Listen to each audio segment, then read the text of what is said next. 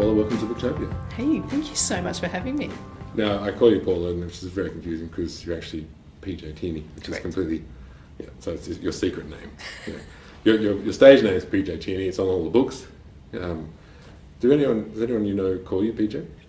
Only when I turn up for author talks and they all call me PJ, and I love it. And it's actually really quite cool. When it was first put to me that, we'll go with the PJ on the covers, I was a little bit taken aback. It's like, really, I'm proud of this work. I want Paula written all over it.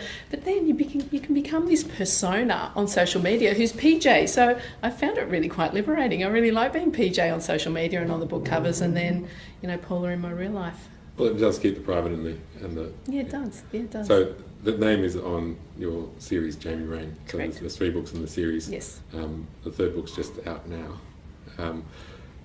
How did the idea come to you for this series? For the Jamie Rain series, look, Jamie Rain is really lifted from my husband's childhood. He was that little boy. He's the little Eurasian boy who grew up on the barges in Hong Kong, and his Chinese mother left Hong Kong, left him to this really quite harsh father. He was, alcoholic, and he was abusive, and he had a really, really difficult childhood. He was denied school for a long, long time.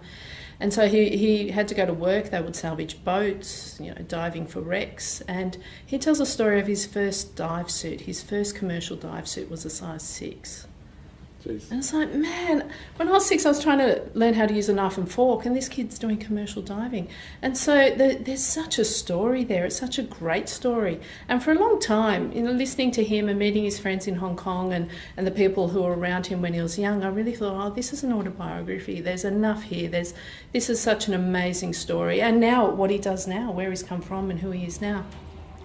And then, as that idea festered for a little while, there was so much more going on in our lives, and had a fabulous period when we were working on a lot of films, and so I was on the set of The Matrix, and the amazing Wu Ping, who was the fight director. He's the Hong Kong fight director, and he came out and did all the fight sequences in that film, and watching him on set was absolutely amazing. He's a little bit older, but he was so fluid. It was like water. He is a magician. Honestly, to watch him was stunning. And it's just all these layers keep piling on. It's like, wow, I think the story's building. I think it's more than an autobiography. I think it's his amazing childhood. And that first chapter of that first book is pretty much his life, my James's life.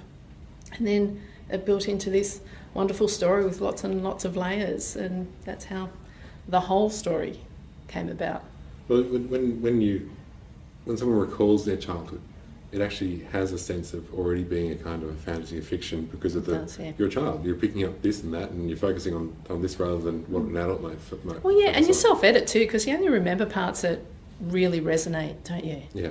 Not the everyday, but the big moments. And how did you approach it? Your childhood is really cool. Can I use it for a 3-book series? I didn't really tell him actually. It was just. We've been together for a long time, and just listening to those stories, listening to all those stories, and James will read through and he'll know which part I've completely lifted from something they've told me, something all the boys, all the men now in Hong Kong have told me. Did I actually sit him down and say, I'm taking your story? Yeah, I probably did. I can be quite blunt. Probably a list of things then. Did you get the milk? You didn't take the garbage out last night. We've got so much garbage. I'm just telling your childhood stories. Yeah. And can you pick me up at 5 tomorrow? Yeah. By the way, I'm just about to exploit you for a 3-book deal. Thank you very much. Thumbs up. And the age group that you're writing for, is that something that you're aiming at, or you just felt was the right fit?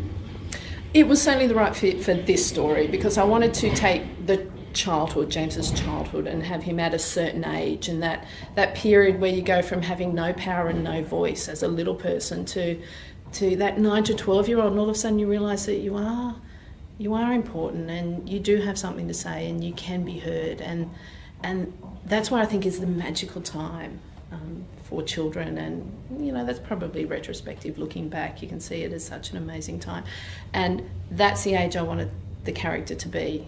So, and is that the age that your audience is? Are they writing to you saying, I'm this age and I really love your... Yeah. So what age range would you sit it at? You know what? I was getting a huge amount from 7 and 8-year-olds, and they must be very advanced readers. So it's resonating there, and it's also skewing a lot older. I'm doing a lot of author visits for Year 8 boys, so that's a little bit on the upper bracket. Yeah. So the concepts are slightly older probably, but it's sitting really quite comfortably. Yeah, I'm a bookseller who doesn't. I mean, it is easier for parents if you have a sort of an age range. But I was a terrible reader as a kid, me too. And when they pointed out that someone pointed out that I was reading a younger person's book, but I was enjoying it, I was embarrassed. Yeah. So I always feel that the broader the range possible for particular books, so that you can include readers that have difficulty, who can enjoy your story, without saying no, that's for 6-year-olds or that's for 12-year-olds. I like that fluid. Absolutely, and I think the publishers are, really on board with that and giving covers that don't look like they're babyish. And I think parents are looking beyond the cover. So we got pretty cool covers. They are really cool covers, aren't they? Yeah. They are very cool covers. Yeah, I do love them. Paula, thank you very much for talking to Booktopia. Thank you. All of Paula's books, the Jamie Rain series, are available at booktopia.com.au right now.